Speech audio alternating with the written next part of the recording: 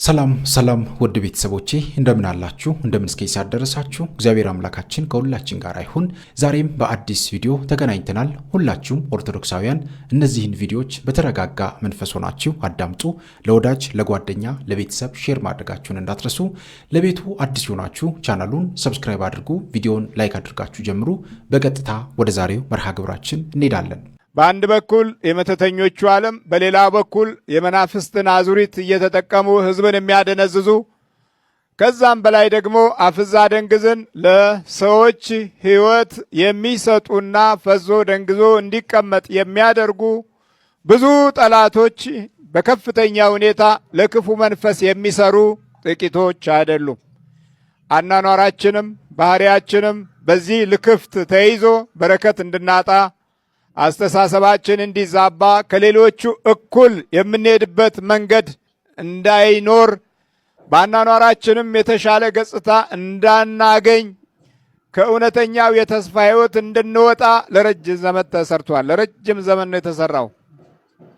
ትምህርት ቤቶቻችን ስንማር የክፉ ጠላት እንዳለ ያስገነዘበን ማንም የለም። በእውቀት ዘርፍ ውስጥ አንድም ጊዜ በክፉ ኃይል ላይ እርምጃ የምንወስድበትን ትምህርት ያገኘንበት ቦታ የለም። ግን ለምን እንደዚህ ሆነ ስንል አጋንንትን ስሙንም ባህሪውንም ጠባዩንም ለውጦ የተለያየ የክብር ስም ሁሉ እየተሰጠው ዛሬ በብዙ ሁኔታ ዓለማችን ተወናብዷል። ከዛም ውስጥ አንዳንዱ ሉሲፈር የሚል ቆንጆ ስም ይሰጠውታል። ሉሲፈር ጃኬቶች አሉ፣ ሉሲፈር ብርጭቆዎች አሉ። ሉሲፈር አሁን ዳቦው ነው። እሱም የሉሲፈር ዳቦ ቤት ታገኛላችሁ። አሜሪካም ስትሄዱ ሌላ ያደጉት ሀገሮች በጠቅላላው የሉሲፈር ዳቦ ቤት እያሉ ሁሉ ዳቦ ቤቱን መልከፊያ አድርገውታል። ስለዚህ ማስገቢያው በረታ እንጂ ማስወጫው ከኛ ቤት ጀምሮ ብዙም ደስተኞች አይደሉም። መንፈስ ወጣ ሲባል ያኮርፋሉ። እንግዲህ አጋንንትን አውጡ የሚለው ኃይለ ቃል ለቤተ ክርስቲያንም የተሰጣት ሐዋርያት ሲሾሙ ከሚያገኙትና ኃላፊነት ከሚረከቡበት አንዱ እድላቸው አንዱ ሞገሳቸው እንዲሆን ጸልየውበት እግዚአብሔርን አመስግነው የክብሩ ባለቤት እንዲሆኑ አምላካችን እንዲህ ብሎ ተናግሯል። አውጣ አይደለም ያለው፣ አውጡ ነው ያለው። አውጡ የሚለው ቃል ደግሞ ለብዙዎች የተሰጠ መለኮታዊ የኃይል ድርሻ እንደሆነ እንረዳለን።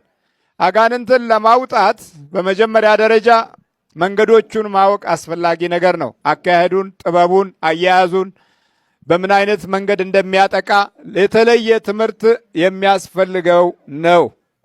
ይህንን ጉዳይ ወደ ጎን ትተው እንደዚሁ ጥቅስን አጠራቅመው የሚናገሩ እንዲሁ ዝም ብለው የሚለፈልፉ ብዙዎች አስተማሪዎች አይታችኋል።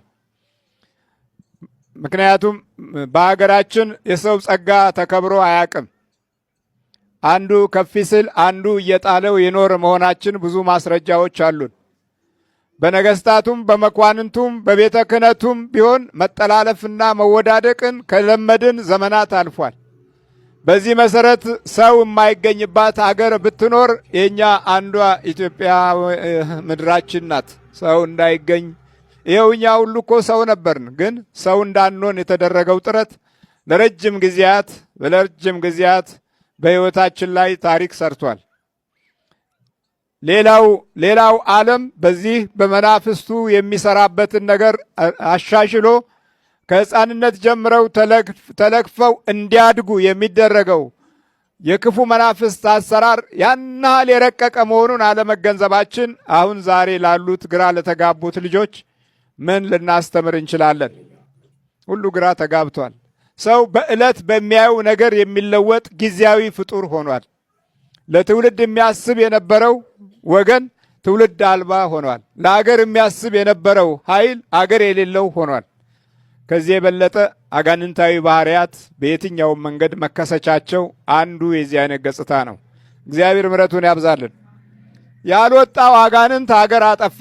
ያልወጣው አጋንንት ሰው እንዳይገኝ አደረገ። ያልወጣው አጋንንት የርኩሳን መናፍስትን ኃይል የበለጠ አሻሻልና ዘመናዊ ያደረገው። ሰይጣኖቻችን እንደ ዘመኑ ዘመናዊ ሆነዋል፣ ብልጥ ሆነዋል። የልቦናችንን ባህሪ ተከትለው ዕለት ዕለት ክፋትን እየተረጎሙ ሐሜትና ጥላቻን እያስፋፉ የሚጎዱን አደጋዎች ሆነዋል።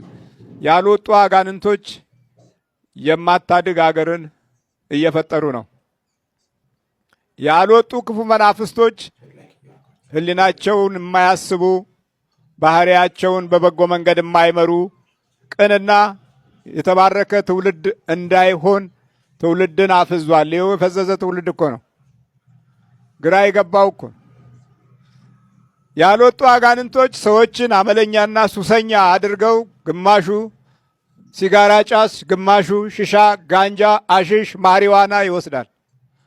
ያልወጡ አጋንንት እንዲህ የሰው ልጅን ልብና ሕይወት ሲጎዳ ነገስታቶቹም መኳንንቶቹም ዝም፣ የቤተ እግዚአብሔር ሰዎችም ዝም በቃ ዝም ያልነው አጋንንት ህዝቡን በሙሉ ዘሩ አድርጎ ይኸው ፍዳችንን እየቆጠርን ያለነው በሰው ተፈጥሯዊ ባህሪ የመጣ ጉዳይ ብቻ አይደለም፣ ወይም የርዕዮተ ዓለም ድቀት ወይም የፖለቲካ ችግር ብቻ አይደለም። የመናፍስት ችግር መሆኑን በቅድሚያ በጣም ስለዘነጋንና ማስተዋል ስላቃተን ያልወጣው ጠላታችን በሕይወታችን ላይ ገዢ ሆኗል።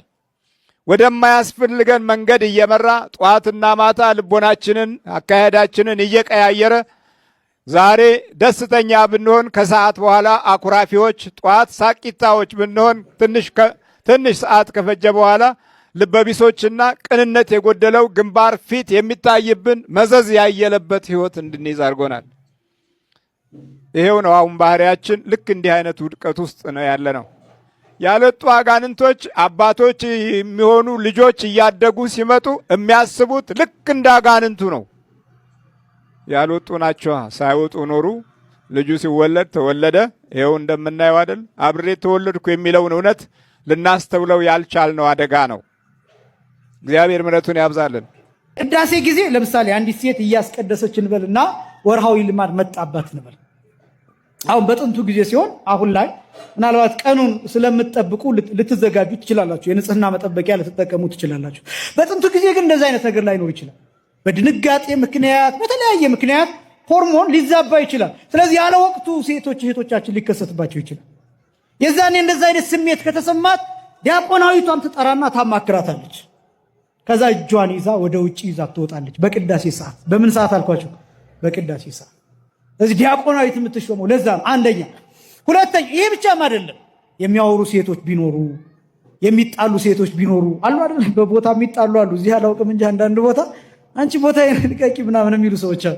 እኔ ባለፈው ሳምንት የቆምኩበትን እንዴት አንዳንዱ ይገርመኛል በጣም በእውነት። ቤተክርስቲያኑን በብዙ ካሬ ወስዳችሁ አሰርታችሁ ሊሆን ይችላል፣ አላውቅም ድርሻችሁን። ግን የፈለገው ሙሉን ብታሰሩ ይሄ ቤተክርስቲያን የሁላችንም፣ ይሄን ማወቅ ያስፈልጋል። እና አንዳንዱ ርስት የሚያደርገው ሰዋል፣ አንዳንዱ ከፊት ያትቆም ይዞር በይ የሚል ሰው ሁሉ እንዴት ያለ ከባድ ነገር ነው በእውነት። በዚህ እንደው ወንዶች የተመሰገናችሁ ናችሁ በእውነት። ደግሞ ሳይድ እንዳትይዙ ግሩፕ ይዛችሁ ደግሞ እንዳትጣሉ እንጂ በወንዶች ብዙ ጊዜ ጭቅጭቅ ያለው ይሄ ወሬ ያለው ምናምን ያለው በሴቶች ነው፣ በሴቶች በኩል ነው ያለው። እና ወንድ ይረዳል። ይሄ በጣም መልካም ነገር ነው። ስለዚህ ቤተክርስቲያን ሲገባ እንዲህ አይነት ጭቅጭቆች ቢኖሩ ዲያቆናዊት ምንላት ሴት ይህን ስርዓት ታስከብራለች። አንደኛ። ሁለተኛ፣ ለምሳሌ አንዲት ሴት ወጣት ሁና ክርስቲያን ያልነበረች ሁና ብትመጣ ወይም ክርስቲያን ሁና ክርስትናዋን በተለያየ ምክንያት ክዳ የቄደር ጥምቀት ለመጠመቅ ብትመጣ የምትጠመቀው ራቁቷን ነው። የልጅነት ጥምቀት የምትጠመቀው ራቁቷን ነው። ጸበል ላይ ራቁት መሆን ግድ አይደለም። ጸበል ላይ ራቁት መሆን ግድ አይደለም። በተለይ ደግሞ አጥማቂ ካለ ወይ በመጠመቂያ ልብስ ወይ ደግሞ በውስጥ ልብስ መሆን ይገባዋል እንጂ ሙሉ ለሙሉ ራቁት መሆን አይገባም። ጸበል በመጠመቅ ጊዜ፣ በልጅነት ጥምቀት ጊዜ ግን ራቁት መሆን ይገባል። የስርዓቱም ስለሆነ የጥምቀቱ ስርዓት ሙሉ አካሉን የተቀደሰው ውሃ ሊያገኘው ስለሚገባ የልጅነት የሚያሰጠው ቅዱስ ውሃ ማየገባው ከጌታ ጎን የፈሰሰው ሙሉ አካሉ ከራስ ጠጉሩ እስከ እግር ጥፍሩ ድረስ ያለው አካል በሙሉ ማግኘት። ጸጉሬን ተተኩሽ ያለው ምናምን ተጎንጉኛለሁ የሚል ነገር አይሰራም። ሙሉ አካሉ የተቀደሰው ውሃ ማግኘት ይገባል። ስለዚህ ያ ሲሆን ራቁት መሆን ስለሚገባ ራቁትም ሆኖ 36ቱ የአካል ክፍሎች ሜሮን መቀባት አለባቸው። ስንት የአካል ክፍሎች አልኳቸው? 36። እነዚህን የሚቀባው ኤጲስቆጶሱ ነው። ቄሱ ሊሆን ይችላል፣ ወይ ኤጲስቆጶስ ሊሆን ይችላል፣ ወይ ሊቀ ጳጳስ ሊሆን ይችላል።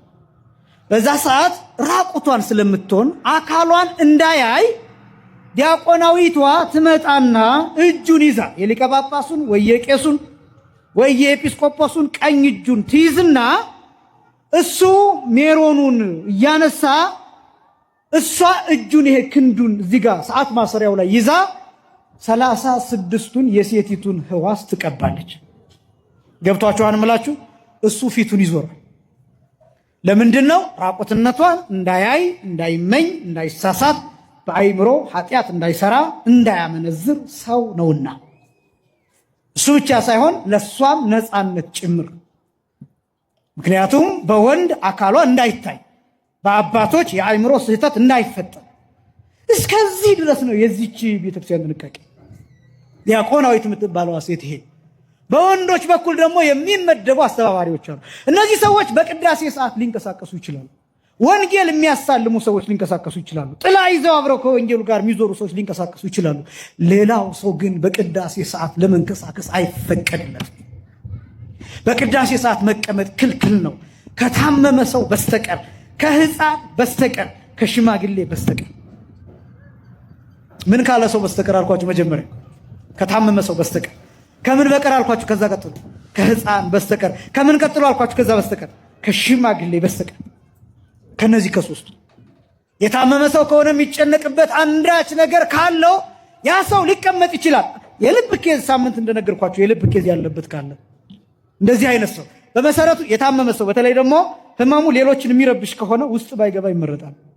ብዙ ጊዜ የሥርዓተ ቁርባን ሳስተምር እንደነገርኳችሁ አፍንጫው ላይ ፈሳሽ ያለው ሰው፣ እግሩ የሚደማበት ሰው፣ ይሄ ሰው ፈሳሹ እስኪታገስለት ድረስ ውጭ እንዲቆይ ይመከራል።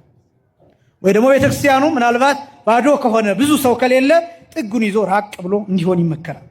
የሰዎችን አእምሮ እንዳይሰርቅ እንዲጠነቀቅ ይደረጋል።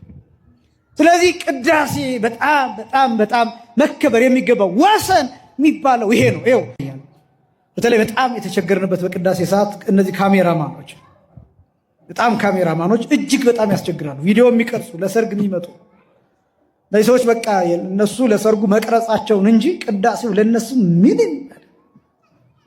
ምንም ማለት ሰው እንደ ጤፍ የሚቆጥሩ ከሚነግራቸውም ሰው ስርዓት የማይቀበሉ እና የሰውን አእምሮ ቢረብሹ ያስቀዳሹን ትኩረት የሚሰርቁ በጣም ከባድ ነው። በሆነ ጥንቃቄ ጭምር ያስፈልጋል። እኔ ወደፊት እንደሚከለከል ጭምር አስባለሁ። እንደ ማንኛውም ሰው እኔ ድሮ ልጅ እያለሁኝ ትንቢት ሲነገር እሰማለሁ። ቴዎድሮስ የሚባል ንጉስ ይነሳል፣ 40 ዓመት ኢትዮጵያን በፍቅር በሰላም ያስተዳድራል። በሱ ዘመን እንኳን የሰው የእንጨት ጠማማ አይኖርም፣ የአንድ በሬ እሸት የአንድ ላም ወተት ብዙ ሰው ያጠግባል ወዘተ። ይሄንን እኔም ተሰማው ኖር ያለሁኝ ግን በቃ የሆነ ዘመን ይመጣል የሚለውን ነው እንጂ በጣም ግሎባል ኢምፓክት ያለው በተለይ ከ16ኛው መቶ ክፍለ ዘመን ጀምሮ ለዓለም ለውጥ ምክንያት የሆነ ትንቢት መሆኑን አላቅም ነበር። ይሄንን ዩቶፒያን ስተዲስ የሚለውን ነገር የፒኤችዲ ተማሪ ሆኜ ይሄ ዘርፍ እንዳለ እስካውቅ ድረስ ይሄንን ዘርፍ እንግዲህ እነሱ ያውቁታል፣ እኛ ግን ዩኒቨርሲቲ ውስጥ አንማረው፣ ማንም የሚጠቅስልንም የለም። ዩቶፒያ የሚለው ቃል ራሱን ሰምቼው አውቃለሁ ዩኒቨርሲቲ ውስጥ እያለሁ። እኔ ኢትዮጵያ ውስጥ ሰምቼው አላውቅም። እንኳን ኢትዮጵያ ውስጥ ምዕራባውያን ጋር ራሱ ስለ ዩቶፒያን ስተዲስ ማንም የሚያነሳ የለም። ሜይንስትሪም አካዳሚክ ዘርፎች ውስጥ የለም። ለተወሰኑት ነው ሪዘርቭድ የሆነው። ቀርቷል ማለት አይደለም፣ ግን ለተወሰኑት ፎርም እና ፓርቲኩላርስ የሚሉት ነገር አላቸው እነሱ። ፎርም ማለት የነገሮችን ቅርጽ አካሄዳቸውን፣ ይሄ በርድስ አይ ቪው ላላቸው ብቻ ለመሪነት ወይንም ለኃላፊነት ለታጩ ብቻ ሪዘርቭድ የሆነ የእውቀት ዘርፍ አለ። ለሌላው ለኛ ደግሞ የተቀመጠ አለ ፓርቲኩላርስ። እነሱ ደግሞ በስፔሻላይዜሽን ተከፋፍሎ እቺን ትንሽ ከዚች ከዛች ተብሎ የሚሰጠንና የታዘዝነውን የምንሰራበት ኢምፕሎይ ብቻ የምንሆንበት ተቀጣሪ ብቻ የምንሆንበት እውቀት ማለት ነው። ይሄ ፎርም የሚባለው እውቀት ውስጥ ነው ያለው ስለ ዩቶፒያኒዝም። ለኛ ለጭቁኑ የዓለም ሕዝብ አይደለም ይሄ እውቀት ሪዘርቭድ የሆነው፣ ወጥቷል ከሜይንስትሪም ካሪኩለም ውስጥ በምዕራባውያኑ በእኛም ማለት ነው። እኛ ጋር እንደውም ጭራሽም አልነበረም። ይሄንን ታዲያ በተረዳሁበት ጊዜ ኦኬ የነሱን ሬኔሳንስ ከኢትዮጵያ ክርስቲያናዊ ስርዓት የወሰዷቸው የተማሯቸው ከኢትዮጵያ ብቻ አይደለም፣ በእርግጥ ከማንኛውም መንግስት ስርዓት ተምረዋል። ግን በጣም ኢንስፓየር የሚያደርጋቸው የኢትዮጵያው ነው። ለምንድን ነው የኢትዮጵያው በጣም ኢንስፓየር የሚያደርጋቸው?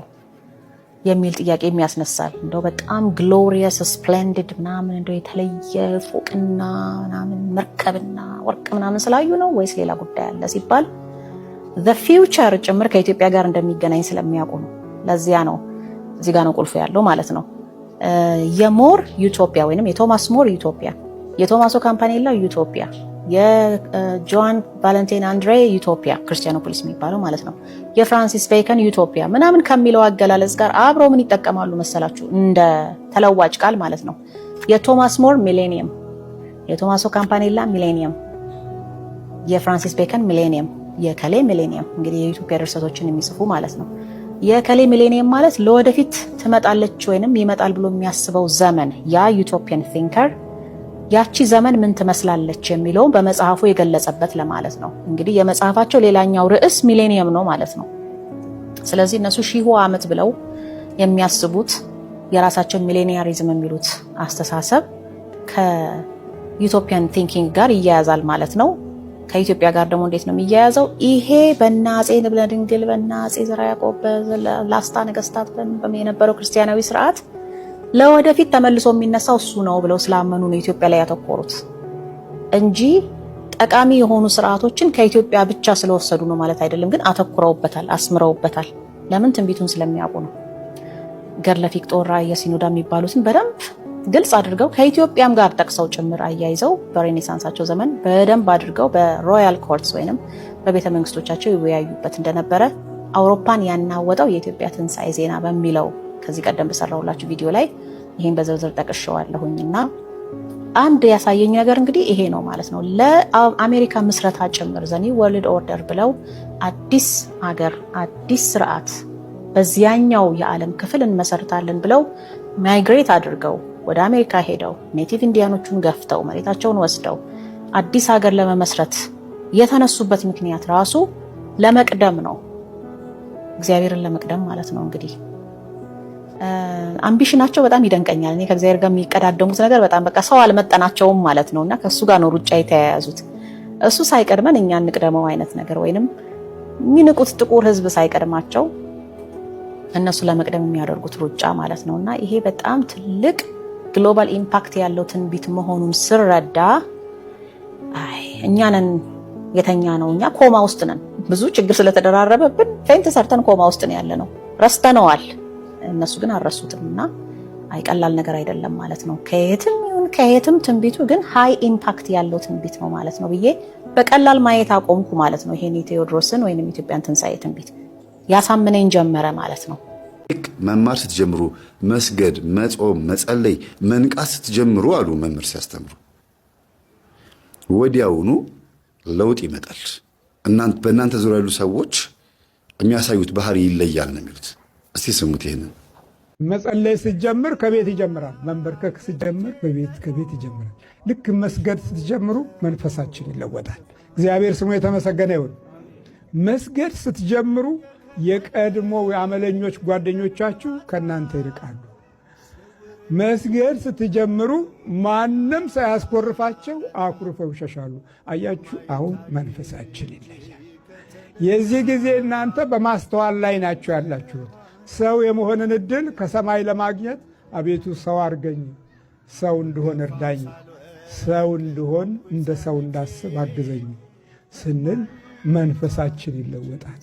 የሰውነት ሰውነትን የሚገነባው መንፈስና ነፍሳችን ኃይል ስታገኝ ግርማ ሞገሳችን ይለወጣል። ሞገስ የሚለው ቃል የዛን ጊዜ በፊታችሁ ላይ ብርሃናዊ ነጸብራቅ ያርፋል። አኩራፊዎች አይደላችሁም፣ ብሩዎች ናችሁ። ፊት አጨማዳጆች አይደላችሁም፣ ቀናዎች ናችሁ። ፊተ በራዎች ናችሁ።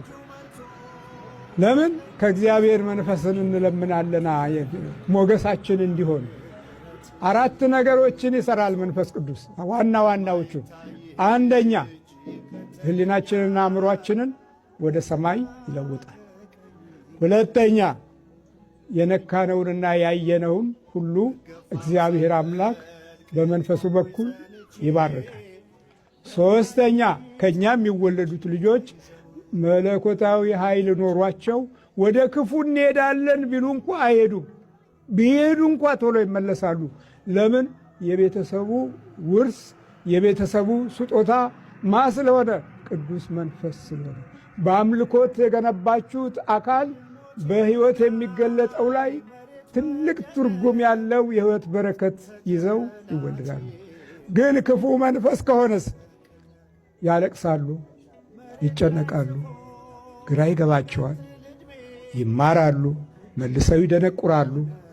የተማሩትን ያህል አታገኙትም፣ ያወቁትን ያህል አትረዷቸውም፣ እነሱም አይረዷችሁም። መንፈሳችን ተለየ ማለት ነው።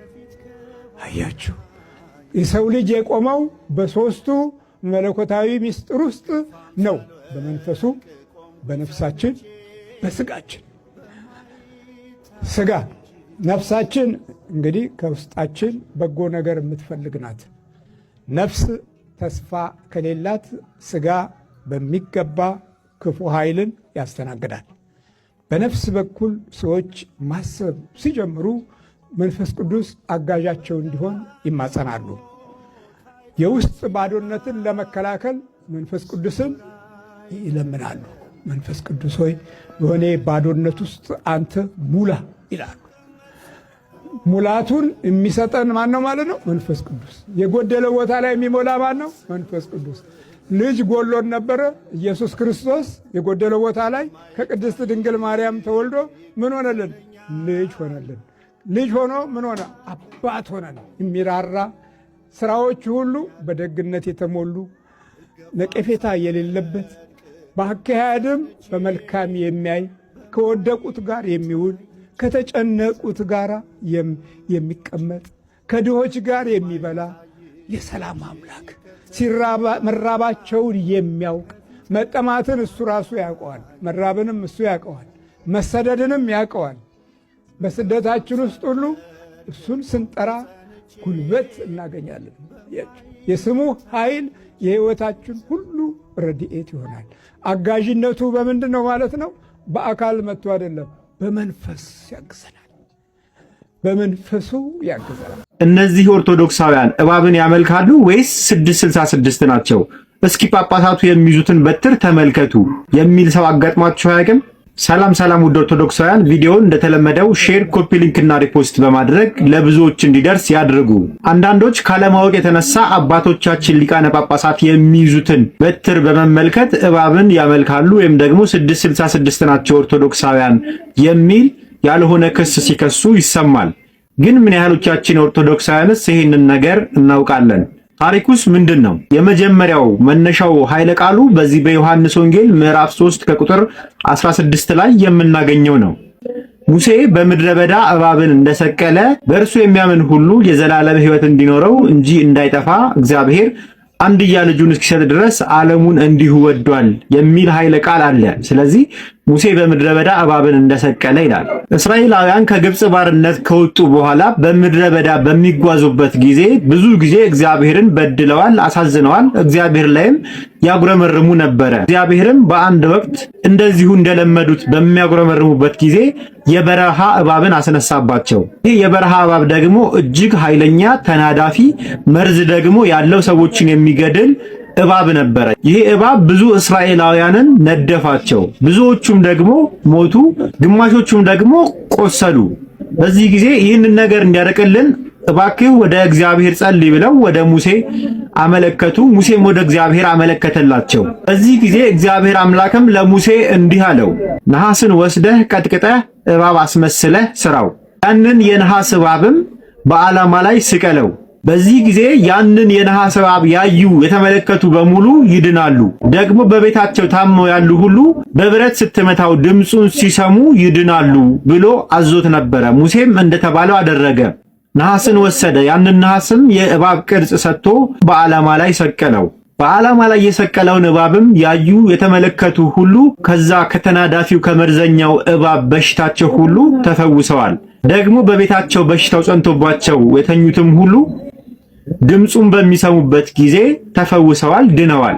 ይህ እንዳለ እንግዲህ ምሳሌ ነው። ለዚህ ነው ሙሴ በምድረ በዳ እባብን እንደሰቀለ ብሎ ቅዱስ ዮሐንስም የተናገረው። እስራኤላውያን የአዳምና የልጆቹ ምሳሌ ናቸው።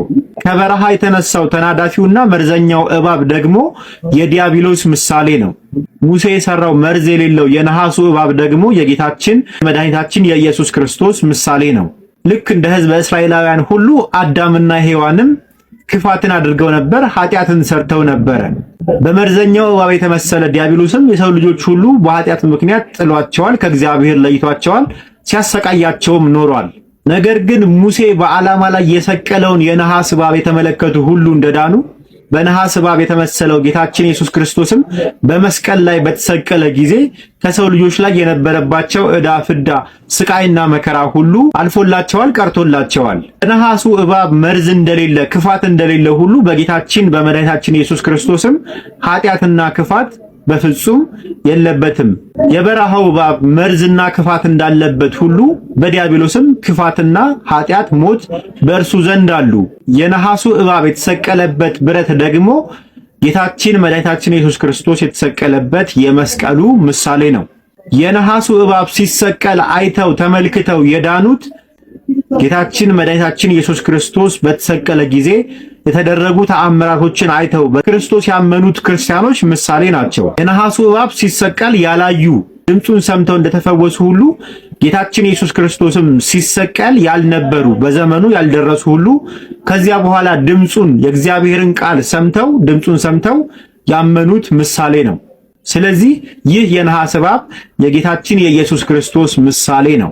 ለዚህም ነው የክርስቶስ ምሳሌ ስለሆነ የቤተ ክርስቲያን አባቶች በበትራቸው ላይ የነሐስ እባብን አድርገው የምንመለከት። ውድ ቤተሰቦቼ በዛሬው ቆይታችን እንግዲህ እነዚህንና መሰል ጉዳዮችን ለመዳሰስ ለማየት ሞክረናል። በቀጣይም እንደዚሁ የሚያነቁ የሚያበረታቱ መንፈሳዊነታችንን ከፍ የሚያደርጉ ትምህርቶችን ቪዲዮዎችን ይዤላችሁ እስከምንገናኝ ድረስ የቅዱሳን አምላክ ከሁላችን ጋር ይሁን።